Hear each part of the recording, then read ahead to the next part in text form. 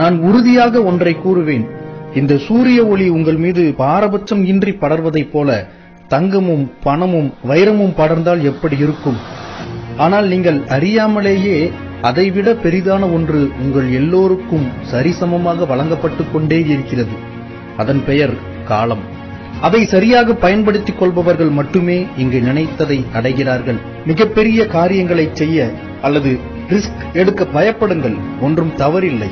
ஆனால் இத்தனை ஆண்டுகள் அப்படி எதுவும் எடுக்காமல் ஒரே இடத்தில் இருந்து கொண்டிருந்தால் அதை நினைத்து அதிகம் பயப்படுங்கள். உங்களின் கனவை வேகமாக அல்லது எளிதாக உங்களால் அடையவே முடியாது. உங்களால் மட்டுமல்ல, உலகத்தில் எவராலும் அப்படி அடைய முடியாது. அதற்கு தாமதமாகும், நேரம் எடுக்கும், போராட்டங்கள் தேவைப்படும். விட்டுவிடலாம் என்று ஒரு அசரீரி ஒலித்துக் கொண்டே இருக்கும் போது என்னால் முடியும் என்ற துணிவு தேவைப்பட்டுக் கொண்டே இருக்கும். அது இருந்தால் போதும், கனவுகளை அடைந்து விடலாம்.